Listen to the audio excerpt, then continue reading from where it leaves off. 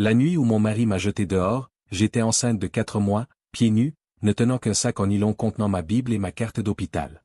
La pluie martelait les toits de zinc dénugus comme des tambours de guerre, et les lampadaires de notre quartier Indépendance Layou clignotaient à chaque coup de tonnerre. Mon râpé collait à mes cuisses trempées, mes sandales s'étaient brisées sur le seuil lorsque mon mari m'avait poussé dehors. Sa mère se tenait là, bras croisés, le visage serein, comme si elle venait enfin de remporter une guerre qu'elle avait déclarée 7 ans plus tôt. Shuka ne regarda même pas mon ventre. Il ne demanda pas si j'allais bien. Il dit simplement, « Va rejoindre l'homme qui t'a fait cet enfant. » Je suppliai, je pleurai jusqu'à perdre la voix, j'invoquai le nom de Dieu. Le portail claqua. La pluie avala mes sanglots. Si c'est la première fois que vous écoutez mon histoire, prenez le temps de vous installer. Elle va vous briser avant de vous guérir. Je m'appelle Tammy. Pour comprendre cette nuit pluvieuse, il faut remonter à l'époque où l'amour était encore tendre et plein d'espoir. J'avais 23 ans. Je vendais des robes toutes faites dans une petite boutique sur Oggy Road. Mes rêves étaient grands, mais mes moyens modestes. Un mariage paisible, 2 enfants, et ma propre échoppe un jour. Je ne cherchais pas l'homme parfait, seulement un homme bon. Je rencontrai Shuka lors d'une veillée de jeunes à l'église de Geheira. Il avait 27 ans, une stature imposante, un rire chaleureux et cette habitude touchante d'aider les vieilles femmes à porter leurs sacs. Il travaillait comme superviseur de dispatching dans une entreprise de logistique. Il n'avait pas encore de voiture, mais il avait de la dignité et du respect. Nous sortîmes ensemble pendant 2 ans. Il était patient, priait avec moi quand mon père mourut pendant ma 2e année à l'ESU, et paya discrètement le bois du cercueil. Quand il me demanda en mariage au bord du lac, un soir, un genou à terre avec une petite bague dans une boîte de velours, je dis oui, les larmes aux yeux. Je crus que Dieu avait enfin exaucé les prières de mon enfance. Le mariage fut modeste, dans une salle à Ouani. Ma belle-mère, Mama Nana, portait une dentelle blanche et souriait sur les photos. Tout le monde applaudissait. Ma meilleure amie, Amara, me glissa à l'oreille, « Le sourire de ta belle-mère n'atteint pas ses yeux. » Je ris et balayai l'avertissement. J'étais amoureuse. Nous louâmes un appartement de 2 chambres à Indépendance Layou. La première année fut douce comme du miel. Shuka rapportait du suya le vendredi soir. Nous parlions jusqu'à minuit, faisions des projets d'enfants. Mais mois après mois, mes règles revenaient. Au bout de la 2e année, Mama Nana commença à venir plus souvent. Puis elle arriva avec une valise, Ghana Must Go, et annonça qu'elle venait nous aider à nous installer. Elle ne repartit jamais.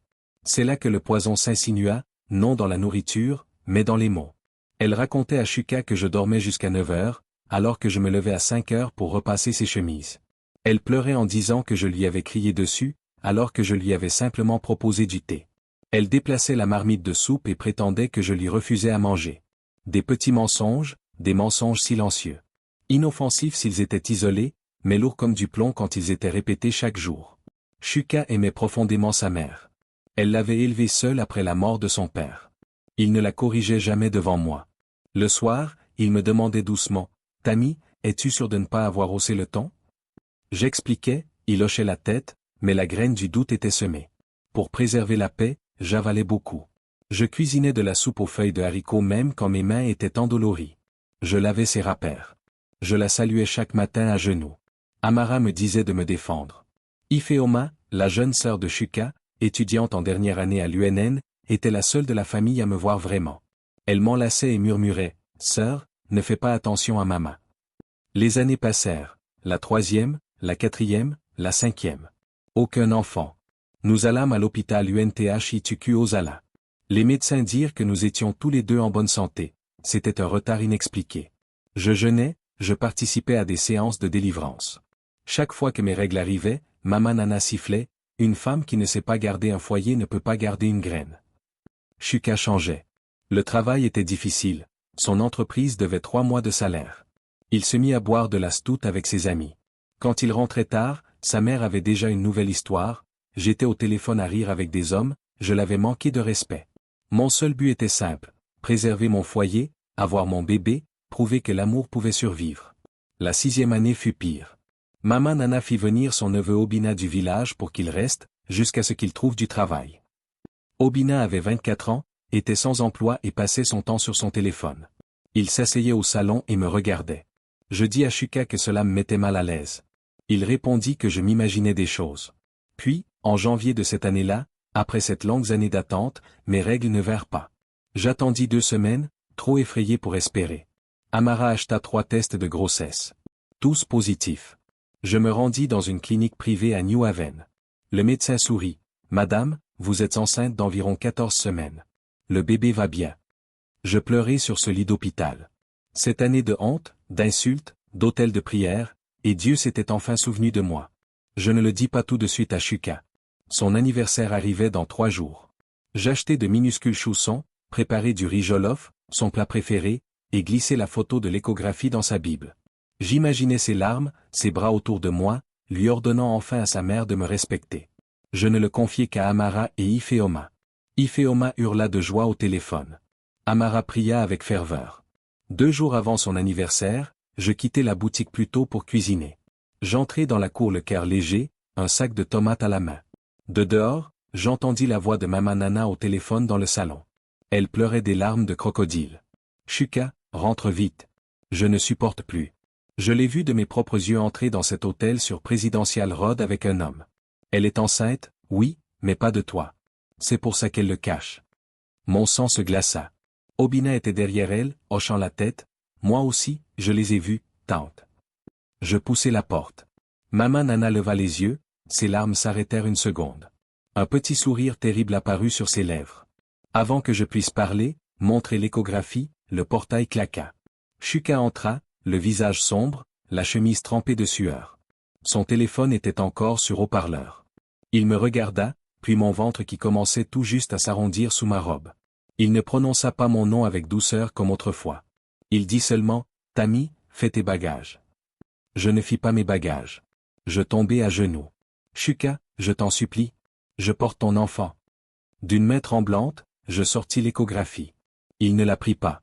Maman Nana la saisit, la regarda et siffla, « Regardez comme elle a tout planifié. Elle apporte le scan d'un autre homme pour piéger mon fils. » Obina brandit son téléphone.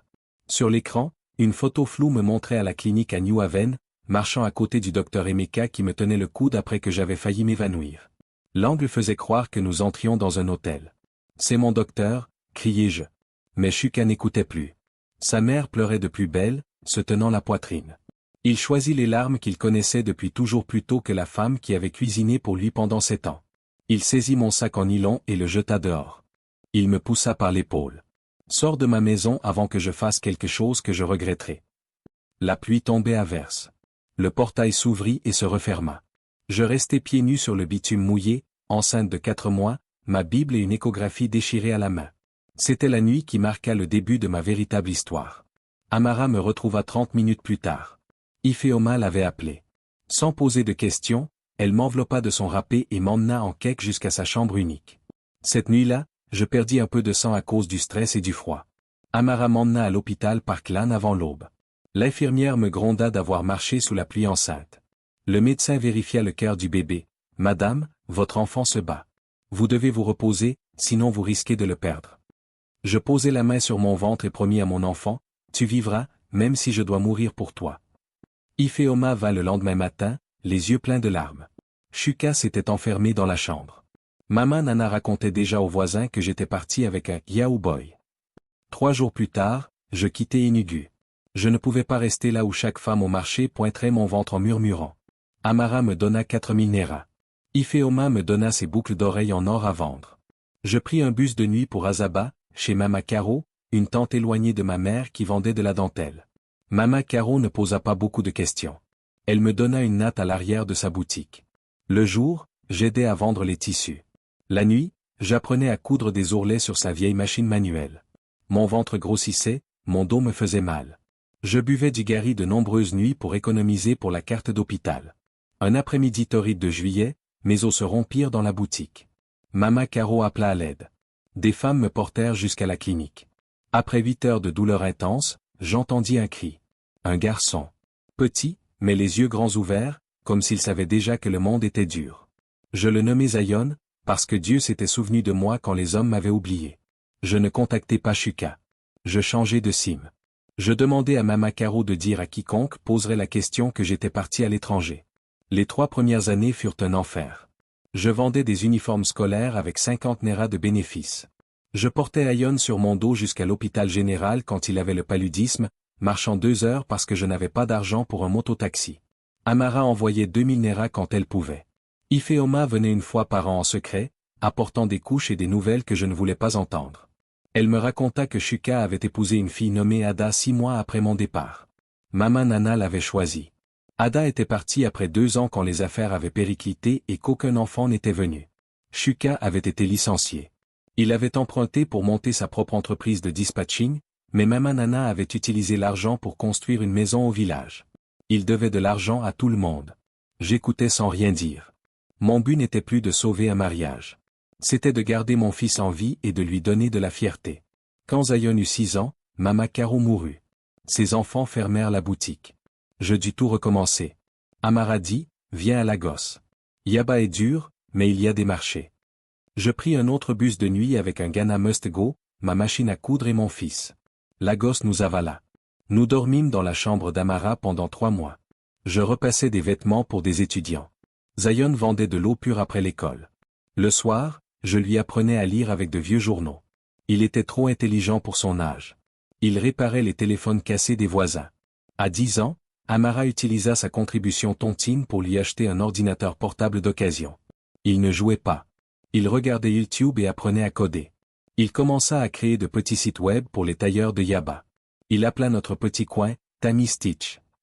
À 16 ans, il gagna un concours national de technologie avec une application aidant les femmes du marché à suivre leurs ventes. Des investisseurs appelèrent. À 18 ans, il obtint une bourse pour finir ses études en ligne et revint avec un partenaire étranger. À 21 ans, sa société Z-Stitch AI valait des millions de dollars. Son visage apparut sur Forbes Africa. Je regardais l'interview sur ma petite télévision dans ma boutique de Yaba. Le présentateur demanda, « Zion, vous êtes le plus jeune milliardaire de la tech mode au Nigeria. Qui vous a inspiré ?» Mon fils, maintenant un beau jeune homme en costume marine, sourit avec ce calme que Shuka avait autrefois. Ma mère. Elle m'a élevé seule avec une machine à coudre. Elle m'a appris que quand un homme vous jette, vous vous recousez vous-même. Je n'ai jamais connu mon père. Je pleurais parmi les mannequins. Pas de tristesse, mais de fierté immense. Le garçon que j'avais porté à travers la pluie et la honte était devenu une montagne. Ce même soir, après avoir fermé la boutique, mon téléphone sonna. Un numéro que je n'avais pas vu depuis 15 ans. C'était Ifeoma. Sa voix tremblait, « Sœur Tammy ? Maman Nana a fait un AVC. Shuka a tout perdu. La banque veut prendre sa maison. Il est à Lagos pour chercher des investisseurs. Il a un rendez-vous demain matin à 10h chez Z-Stitch AI avec ton fils. Il ne sait pas que Zion est son sang. Il pense rencontrer un jeune milliardaire qui aide les entreprises en difficulté. » Le monde s'arrêta. La machine à coudre derrière moi tic-tiquait dans le silence. Je regardais la photo de Zion sur le mur, le même visage que Shuka embrassait autrefois le soir. Demain, à 10h, le père qui avait choisi les mensonges de sa mère rencontrerait l'enfant qu'il avait rejeté. Je ne dormis pas cette nuit-là. Assise par terre dans ma boutique, lumières éteintes, je fixais la photo de Zion. Demain, les 2 prières que j'avais faites pendant 15 ans qu'il ne nous trouve jamais, et qu'il nous cherche un jour, allaient se rencontrer dans une même pièce. À 6h, j'étais sur la route de Victoria Island. Amara me supplia de ne pas y aller. Je portais une simple robe Ankara et m'assis dans le lobby derrière une grande plante. À 9h58, la porte tourna. C'était Shuka, mais pas celui que j'avais épousé. Les épaules voûtées, la barbe grisonnante, la chemise propre mais usée. Il portait un dossier marron qui tremblait dans sa main. Il avait l'air d'un homme habitué à être chassé. Il donna son nom à l'accueil, Shukuma Okwa. Il avait rendez-vous avec Monsieur Zion. À 10h pile, Zion sortit de l'ascenseur privé. Grand, calme, en tenue traditionnelle noire avec son petit logo. Il ne marchait pas comme un milliardaire, mais comme un garçon qui se souvenait d'avoir vendu de l'eau dans les embouteillages. Il tendit la main, « Bonjour, monsieur. Je suis Zion. » Shuka se figea, les yeux rivés trop longtemps sur le visage de son fils. Ils entrèrent dans la salle de réunion vitrée. Je voyais tout sans entendre. Zion écoutait, posait des questions, servait lui-même de l'eau à Shuka. Puis le regard de Shuka s'arrêta sur une photo encadrée sur le bureau. Moi, 8 mois enceinte, cousant sur la vieille machine à Azaba. Zion remarqua. Il sourit doucement et, plus tard, me raconta ce qu'il avait dit, « C'est ma mère. Elle m'a élevé seule après que mon père a cru un mensonge et l'a jetée dehors alors qu'elle était enceinte. » Shuka lâcha son stylo. Son visage devint blanc. Des larmes coulèrent. Un homme adulte pleurant dans un bureau de verre. Il avoua tout, comment il avait écouté sa mère au lieu de sa femme, comment il avait poussé sa femme enceinte dans la nuit sans poser de questions, et comment il regrettait chaque jour depuis 15 ans. Derrière la plante, je couvris ma bouche. J'entendais enfin la confession que j'avais attendue pendant 15 ans, et c'était mon fils qui l'entendait en premier. Zion se leva, regarda la lagune par la fenêtre, puis se retourna, les yeux rouges mais fermes. Monsieur Shukuma, je n'investis pas dans les larmes. J'investis dans les hommes qui veulent réparer ce qu'ils ont brisé. Je paierai vos dettes, l'opération de votre mère, et je vous donnerai un contrat de dispatching. Mais vous devez faire une chose, venir dîner ce soir à la boutique de ma mère à Yaba. Elle croit que la nourriture révèle la vérité plus vite que les mots. Ce soir-là, Zion arriva tôt à la boutique. Je pliais des vêtements d'une main tremblante. Il me dit calmement ce qu'il avait appris. Je lui racontai tout, les 7 années d'attente, les larmes feintes, la nuit sous la pluie, l'échographie déchirée. Je lui montrai la petite boîte où je gardais la carte d'hôpital fanée et les minuscules chaussons jamais offerts. Zion tint la carte, vit sa date de naissance. « C'est mon père » murmura-t-il. Il ne cria pas. Il s'assit par terre à côté de moi, le milliardaire en basket sur le ciment, et me tint la main comme quand il avait 6 ans et avait peur du tonnerre. Puis la sonnette retentit. Shuka entra d'abord. Il s'arrêta net en me voyant. Derrière lui, Ifeoma poussait un fauteuil roulant. Maman Nana y était assise, affaiblie par l'AVC, le visage marqué par la vraie vulnérabilité cette fois. Pendant 3 battements de cœur, personne ne parla. Payon s'avança, « Bienvenue, monsieur. Bienvenue, grand-mère. » Il leur montra la photo, se présenta. Shuka s'effondra à genoux, rampant vers moi. Maman Nana tendit sa main valide, les mots brisés par l'AVC, « C'est moi, j'ai menti. J'ai payé Obina. J'avais peur qu'elle te prenne à moi. » La vérité éclata enfin, brute et douloureuse. Je ne criais pas. Je ne frappais pas. J'avais porté la colère pendant 15 ans et elle m'avait seulement épuisé. Je servis de la soupe de feuilles amères, la même que je cuisinais autrefois pour elle. Je plaçai une assiette devant Shuka et une sur les genoux de Maman Nana. Je la nourris moi-même, cuillère après cuillère. Zion posa ses conditions avec fermeté et dignité. Un travail de dispatch ridé, pas de privilège de père, l'humilité. Shuka accepta en pleurant. Puis le téléphone d'Ifeoma sonna. Obina était à la porte, ivre, menaçant de publier une ancienne vidéo et de détruire la réputation de Zion pour 20 millions. Zion dit calmement, « Laissez-le entrer.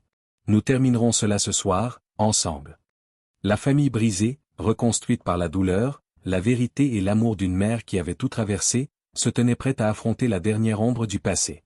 Et dans cette petite boutique de Yaba, au milieu des machines à coudre et de l'odeur de la soupe amère, quelque chose qui ressemblait enfin à la guérison commença à naître.